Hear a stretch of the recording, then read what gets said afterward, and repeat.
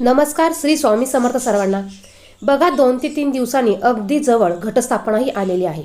नवरात्र यावर्षी 15 ऑक्टोबर रविवार या दिवशी आलेले आहे. या दिवशी आपण घटाची स्थापना करतोच. त्याचप्रमाणे तुमच्या जर का देवघरामध्ये मंगल कलश नसेल तर तुम्हाला या दिवशी मंगल कलशाची स्थापना करायची आहे. ज्यांच्या घरात आहे त्यांनी देखील पुन्हा मंगल कलशाची स्थापना करायची आहे.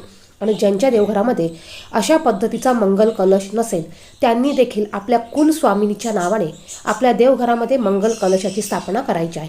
आता ह्या मंगल कलशाची स्थापना कशी करायची, कधी करायची, स्थापना करताना यामध्ये कोणकोणत्या वस्तू टाकायच्या, स्थापना कशी करायची, नारळ आला तडा गेला तर काय करायचं, यातलं पाणी कधी बदलायचं, नारळ कधी बदलायचा, याचबरोबर नारळाला कोंब आला तर त्याचं काय करायचं, या सर्व विषयीची माहिती आपण आजच्या व्हिडिओमध्ये घेणार आहोत. तर व्हिडिओ संपूर्ण बघा, कुठेही स्किप करू नका. त्याचबरोबर तुम्ही जर का चॅनलवर पहिल्यांदा आलेला असाल तर असेच माहितीपूर्ण व्हिडिओ बघण्यासाठी चॅनलला सबस्क्राईब करा आणि बाजूच्या बेल आयकॉनला देखील प्रेस करा.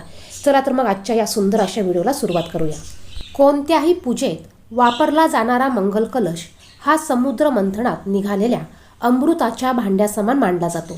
कारण आपली पूजा कोणत्याही अडथळ्याशिवाय पूर्ण करून शुभ फल प्राप्त करण्याचे ते माध्यम बनते. कलशात नवग्रह, 27 नक्षत्रे आणि तीर्थांचा समावेश असतो असे मानले जाते. यामुळेच कोणत्याही विशेष कार्यात शुभ आणि यशासाठी कार्य सुरू करताना कलशाची स्थापना ही केली जाते आणि विशेष करून कलशाची स्थापना करून पूजा देखील केली जाते. देवीच्या उपासनेमध्ये कलशाची स्थापना केल्याने सुख, संपत्ती आणि सौभाग्य प्राप्त होते आणि जीवनाच्या प्रत्येक क्षेत्रात विजय आणि यश मिळते. अशा या मंगल कलशाच्या स्थापनेने आपल्या घरामध्ये सुख समृद्धी येत असते. आपल्याला हा मंगल कलश आपल्या देवघरामध्ये स्थापन करायचा आहे. तुमच्या घरामध्ये जर का अगोदरपासून असेल तर तुम्ही या घटस्थापनेच्या दिवशी त्याची पुन्हा पाणी बदलून त्यातल्या वस्तू बदलून तुम्हाला त्याची स्थापना करायची आहे. ज्यांच्या घरामध्ये मंगल कलश नाही त्यांनी आवर्जून सांगते मी त्यांना की त्यांनी या घटस्थापनेच्या दिवशी तुमच्या देवघरामध्ये अशा प्रकारच्या मंगल कलशाची स्थापनाही करा. आपल्या प्रत्येकाच्या देवघरामध्ये आपल्या कुलस्वामिनीच्या नावाने आपल्याला मंगल कलश हा ठेवायचा असतो आणि त्याची आपल्याला दररोज विधिवत पद्धतीने पूजा करायची असते. मंगल कलश कसा स्थापन करायचा, तर मंगल कलश स्थापन करण्यासाठी तुम्हाला एक तांब्या घ्यायचा आहे. तुम्ही चांदीचा तांब्या घेतला तरी चालेल. जर का तुमच्या घरामध्ये तांब्याचा तांब्या नसेलच तर तो तुम्ही या घटस्थापनेच्या दिवशी आणू शकतात किंवा मग तुम्ही एक तुमच्या घरातील स्टीलचा तांब्या ठेवला तरी चालेल. सुरुवातीला तुम्ही स्टीलचा तांब्या ठेवा, नंतर तुम्ही तांब्याचा तांब्या आणून मग तुम्ही त्यामध्ये मंगल कलशाची स्थापना करा. मंगल कलशाची स्थापना करण्यासाठी तुम्हाला तांब्याचा तांब्या घ्यायचा आहे. याचबरोबर मंगल कलश आपल्याला कधीही जमिनीवर ठेवायचा नसतो. मंगल कलश हा नेहमी आपल्याला अक्षदांवर ठेवायचा आहे. मंगल कलशाची स्थापना करण्यासाठी कुठल्याही शुभ दिवशी तुम्ही त्याची स्थापना करू शकतात. नवरात्र जवळ आलेली आहे, ज्या दिवशी आपण घटस्थापना करणार आहोत त्या दिवशी तुमच्या घरामध्ये तुम्ही मंगल कलशाची स्थापना करू शकतात. यासाठी तुम्हाला तुमच्या घरातील तांब्याचा तांब्या स्वच्छ करून घ्यायचा आहे. यामध्ये तुम्हाला पाणी टाकायचं आहे. त्यामध्ये तुम्हाला एक सुपारी, रुपयाचं नाणं, अक्षदा, हळदी, कुंकू या 5 वस्तू तुम्हाला यामध्ये टाकायच्या आहे. फूल असेल तर तुम्ही फूल टाकलं तरी चालेल. यानंतर तुम्हाला या मंगल कलशाच्या वरती कुंकवाने तुम्हाला कुंकू ओलं करून घ्यायचं आहे. याने तुम्हाला 5 कुंकवाचे बोटं ओढायचे आहे. त्याचबरोबर काही वेळेला काही ठिकाणी कलशावर स्वस्तिक काढलं जातं. तुम्ही स्वस्तिक काढू शकतात. तुम्ही कुंकवाचे 5 बोटं देखील ओढू शकतात. तुम्हाला या स्वस्तिकला, या कुंकवाच्या 5 बोटांना हळदी कुंकू लावून घ्यायचं आहे. यानंतर तुम्हाला या कलशामध्ये नागवेलीची 5 पानं ठेवायची आहे. ज्याला आपण विड्याची पानं म्हणतो ती पानं तुम्ही ठेवू शकतात किंवा मग तुम्ही आंब्याची पानं देखील ठेवू शकतात. आंब्याची पानं जर का तुम्ही ठेवली तर ती जास्त दिवस टिकतात. आणि यावर आपल्याला नारळ ठेवायचा आहे. नारळ तुम्ही जेव्हाही विकत आणाल तेव्हा तुम्हाला तो अगोदर पाण्याने धुवून घ्यायचा आहे, मग तुम्हाला तो नारळ ठेवायचा आहे. नारळ ठेवताना नारळाची शेंडी आपल्याला ही वरच्या बाजूला करायची आहे. कलशात पाणी आपल्याला हे कलशाच्या तोंडापर्यंत भरून ठेवायचं आहे, जेणेकरून त्याच्यामध्ये आपण जो नारळ ठेवणार आहोत तो त्याच्यामध्ये बुडला पाहिजे. नारळाला ह्या कलशातलं पाणी लागलं पाहिजे. अशा पद्धतीने आपल्याला कलश हा तयार करायचा आहे. यानंतर हा कलश ठेवण्यासाठी तुम्हाला एक छोटी प्लेट घ्यायची आहे. त्या प्लेटमध्ये तुम्हाला तांदूळ टाकायचे आहे. तांदळावर तुम्हाला हळदी कुंकू टाकायचं आहे आणि यावर तुम्हाला हा कलश ठेवायचा आहे. कलश हा कधीही जमिनीवर ठेवायचा नसतो. तुम्ही जर का कलश चौरंगावर किंवा तुमच्या देवघरापुढे छोटासा पाट ठेवणार असाल तर तुम्ही त्या पाटावर चौरंगावर एक लाल कपडा ठेवू शकतात. यावर तुम्ही तांदळाने अष्टदल देखील काढू शकतात आणि त्यावर देखील तुम्ही कलश ठेवू शकतात. नाहीतर मग तुम्ही एक प्लेट घ्या, त्या प्लेटमध्ये तांदूळ घ्या, त्यावर अक्षता टाका, त्यामध्ये अक्षता टाका, त्यावर हळदी कुंकू टाका आणि त्यावर तुम्ही कलशाची स्थापना करू शकतात. आता या कलशातील पाणी कधी बदलायचं, तर तुम्ही या कलशातील पाणी तुम्हाला शक्य असल्यास तुम्ही दररोज बदलू शकतात. तुम्ही मंगळवार ते मंगळवार, शुक्रवार ते शुक्रवार किंवा गुरुवार ते गुरुवार तुम्ही असं आठवड्यातनं एकदा पाणी हे बदलू शकतात. किंवा मग तुम्ही दर पौर्णिमेला, दर अमावस्येला यातलं पाणी बदलू शकतात. दर एकादशीच्या दिवशी, चतुर्थीच्या दिवशी तुम्ही यातलं पाणी बदलू शकतात. यातलं पाणी तुम्हाला घरात सर्वत्र शिंपडायचं आहे आणि राहिलेलं पाणी तुळस सोडून कोणत्याही झाडामध्ये तुम्हाला टाकायचं आहे. कलश तुम्ही पाणी बदलल्यानंतर स्वच्छ घसून घ्यायचा. पुन्हा आपल्याला या कलशामध्ये पाणी भरायचं आहे.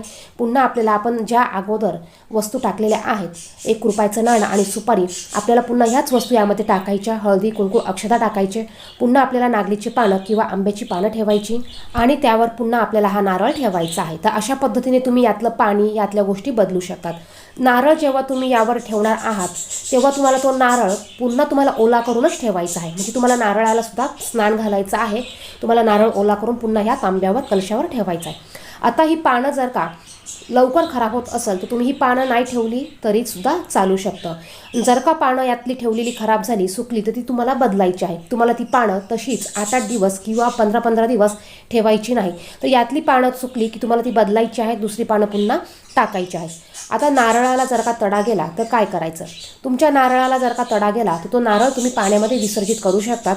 पुन्हा तुम्हाला दुसरा नारळ या कलशावरती आणून ठेवायचा आहे. जर का नारळाला कोंब फुटला तर काय करायचं? बघा, जर का तुमच्या कलशावरील नारळाला कोंब फुटला तर तुम्हाला तो कोंब थोडा मोठा होऊ द्यायचा आहे.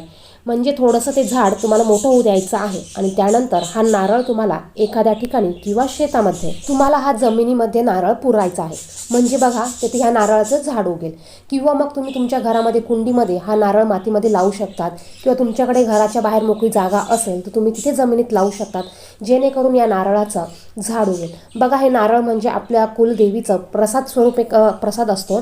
हे तुम्ही कुठेही टाकायचं नाही. तुम्ही एखाद्या ठिकाणी झाड लावू शकतात किंवा एखाद्या मंदिरात तुम्ही झाड लावून तिथे तुम्ही हा नारळ ठेवू शकतात किंवा एखाद्याच्या शेतामध्ये लावण्यासाठी देखील तुम्ही हा नारळ देऊ शकतात.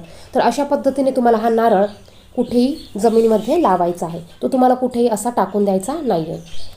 तर बघा, तुम्ही जर का या कलशातील पाणी दररोज बदलणार असाल तर तुम्हाला या नवरात्रीमध्ये तुम्ही जर का घटस्थापनेच्या दिवशी तुमच्या घरामध्ये मंगल कलशाची स्थापना केली तर तुम्हाला 9 दिवस यातलं पाणी बदलायचं नाही आहे. 9 दिवस जसं आपण आपल्या देवघरातील देव हे घटी बसवतो त्याचप्रमाणे 9 दिवस तुम्हाला या मंगल कलशाला देखील हात लावायचा नाही आहे. आता सर्वात महत्त्वाचं म्हणजे या मंगल कलशाची स्थापना कुठे करायची, म्हणजे आपल्या देवघरामध्ये हा मंगल कलश कोणत्या दिशेला ठेवायचा. तर तुमच्या देवघरामध्ये तुम्हाला हा मंगल कलश देवांच्या उजव्या बाजूला ठेवायचा आहे, म्हणजे आपल्या डाव्या बाजूला ठेवायचा आहे. त्याचबरोबर तुम्ही हा मंगल कलश तुमच्या देवघरामध्ये ईशान्य कोपऱ्यात ठेवू शकतात. बघा, आपल्या घराची जी ईशान्य दिशा आहे त्या दिशेला मंगल कलश तुम्ही ठेवू शकतात. तर या पद्धतीने तुम्हाला मंगल कलशाची स्थापना तुमच्या घरामध्ये करायची आहे. मंगल कलशाची स्थापना केल्यानंतर बघा, आपल्या घरामध्ये सर्व काही हे मंगलच होणार आहे. आपल्या कुलदेवीच्या नावाने, कुलस्वामिनीच्या नावाने आपल्याला आपल्या देवघरामध्ये मंगल कलशाची स्थापना ही करायची आहे. आता यानंतर जेव्हा आपण मंगल कलशातील पाणी बदलणार आहोत तेव्हा आपल्याला या खाली ठेवलेल्या अक्षता देखील बदलायच्या आहे. या अक्षता तुम्ही पक्ष्यांना खायला घालू शकतात. चांगल्या असतील तुम्ही या अक्षता तुमच्या धान्यामध्ये टाकू शकतात किंवा त्याचा तुम्ही भात प्रसाद बनवू शकतात. किंवा जेव्हा तुम्ही घरात भात शिजवाल तेव्हा तुम्हाला त्या भातामध्ये तांदूळ टाकायचा आहे. फक्त हे तांदूळ जेव्हा तुम्ही तुमच्या घरामध्ये तिखटाचं कालवण बनवणार आहात तेव्हा त्यावेळेस त्या भातामध्ये हा तांदूळ मिक्स तुम्हाला करायचा नाही. जेव्हा तुमच्या घरामध्ये तुम्ही नॉनव्हेज बनवणार नाही त्यावेळेसच तुम्ही तुमच्या ह्या घरातल्या भातामध्ये हा तांदूळ मिक्स करू शकतात. किंवा मग हा तांदूळ तुम्ही गाईला खायला घाला किंवा पक्ष्यांना खायला घालू शकतात. आता कलशासाठी जे तांदूळ तुम्ही वापरणार आहात ते कधीही अखंड तांदूळ वापरायचे आहेत. बघा, तुटलेले तांदूळ आपल्याला यासाठी वापरायचे नाही आहे. तांदूळ हा पूर्ण अखंड घ्यायचा आहे. मंगल कलशाची स्थापना करताना तुम्हाला तुमच्या कुलदेवीचं नामस्मरण करायचं आहे किंवा मग तुम्ही 99 मंत्राचा जप करू शकतात. ओम ऐं ब्रीं क्लीं चामुंडाईन विच्छे या मंत्राचं नामस्मरण करत तुम्ही मंगल कलशाची स्थापना करायची आहे. मंगल कलशाची स्थापना करताना केव्हाही आपले विचार हे पॉझिटिव्ह पाहिजे. जर का आपली एखादी इच्छा असेल, एखादं काम अडलेलं असेल, ते काम डोक्यामध्ये ठेवून ते विचार तुम्ही डोक्यामध्ये आणून सुद्धा तुम्ही या मंगल कलशाची स्थापना करू शकतात. व्हिडिओमध्ये सांगितलेली माहिती आवडली असेल तर व्हिडिओला नक्कीच लाईक करा. चॅनेलवर पहिल्यांदा असाल तर अशीच माहितीपूर्ण व्हिडिओ बघण्यासाठी चॅनलला सुद्धा सबस्क्राईब करा. धन्यवाद. श्री स्वामी समर्थ.